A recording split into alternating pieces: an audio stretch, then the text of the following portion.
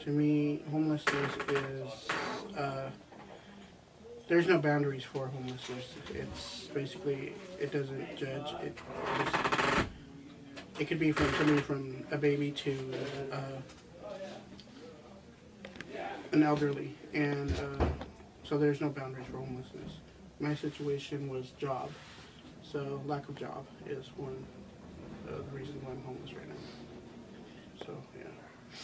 And to get out of being homeless as of now. Just continue looking for work. Keep checking up on my Section 8 application. Section 8 is housing for low-income people.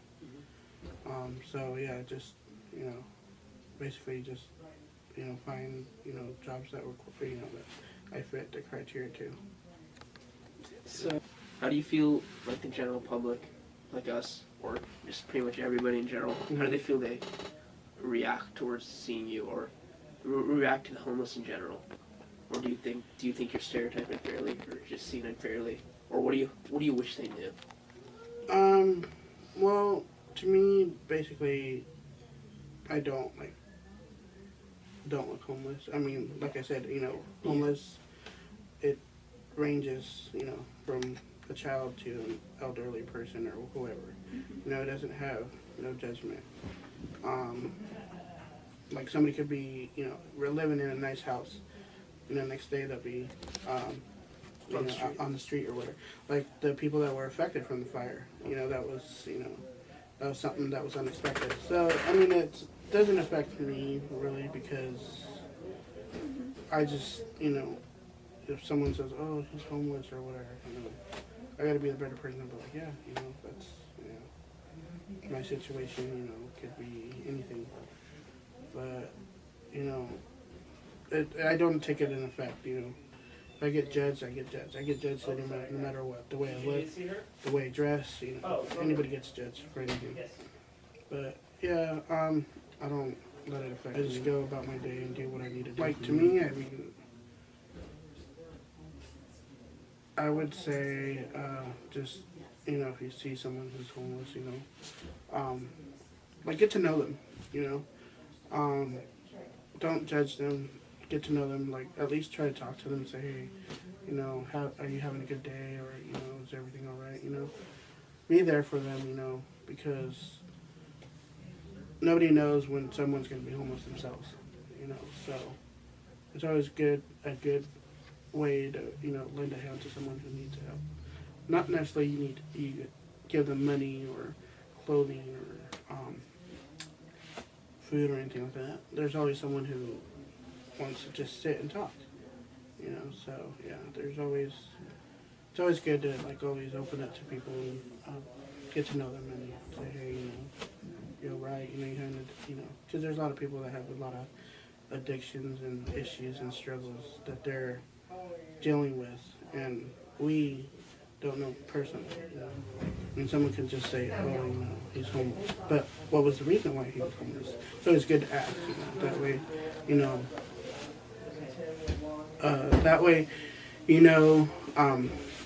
how to be a better person. Be like, hey, I'll help this guy out. My housing situation right now is I'm probably not going to be homeless too much longer. So there is a light at the end of the tunnel, and hard work does pay off. Yeah, there is a way out. There is definitely a light at the end of the tunnel, and it seems like there's not a lot of times, but if you just keep using the services that are available to you and keep working hard and don't give up, it is eventually going to pay off, and there is housing. So what's that, can you expand upon what that hard work was?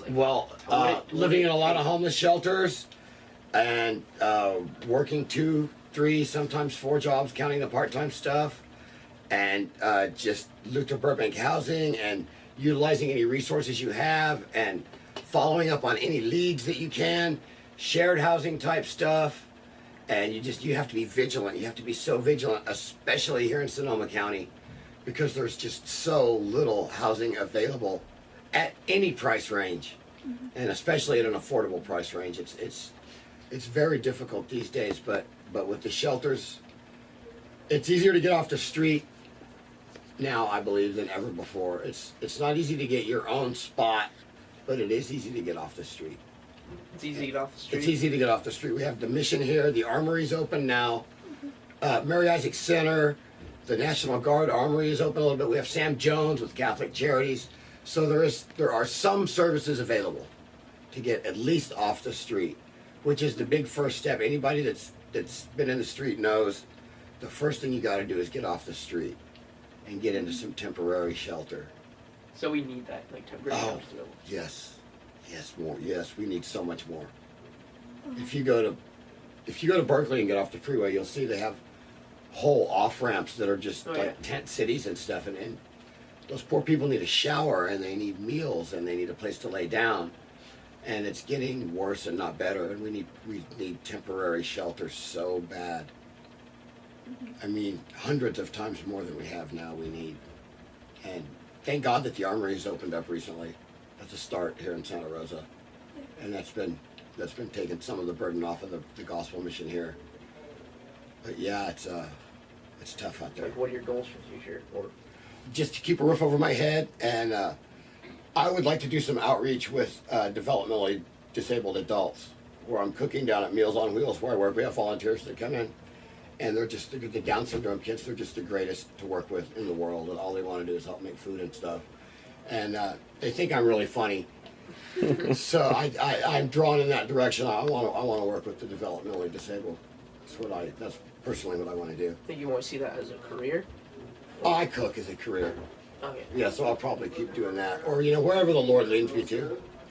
But I do want to spend time with the developmentally disabled adults, and of course I want to be closer to God, and my walk with Christ. Being a Christian is a big deal to me, and just keep giving back around here in the neighborhood and reaching out to the people that are in my shoes, that are a little bit behind me, and let them know you can do what I did.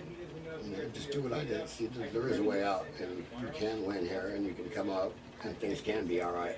And I want to continue to help others, like people have helped me. Feel the public in general reacted towards you when you were on the street, or Well, and like you feel you were treated unfairly or stereotyped in any way that. when I was dirty, yeah. When you're dirty, you do. But it's I get it. When I see the looks in people's eyes, it's more fear than disgust. They're putting their hands on their wallet and everything. They don't know if you're going to steal their wallet or everything. But I don't know if I'd call it unfair, but yeah, kind of harsh. But it's fear. It's fear-based. You can see the look in their eyes. They see somebody dirty and hairy and coming at them that might not smell too good, and they're probably afraid.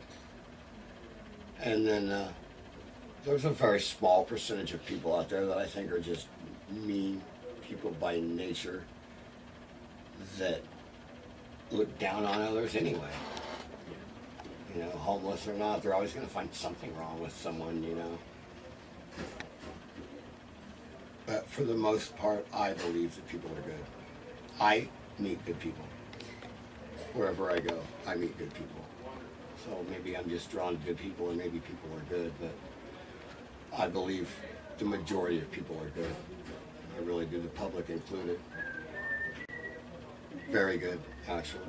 I see people, more so around the holidays, but still, I see people pull over on the side of the street, and reach out and give people food and sometimes money and blankets and stuff, just because they see somebody that needs something and they want to help. And I firmly believe that people as a species are getting better, because I see it more and more now. And I believe people are getting better. No matter how bad it gets, don't give up. Don't ever give up. I never gave up, and I thought about giving up a lot of times. And please don't give up. Please don't ever give up, and reach for your dreams. Yeah, just don't give up is what I would like people to know. Thanks, yeah, please don't give up.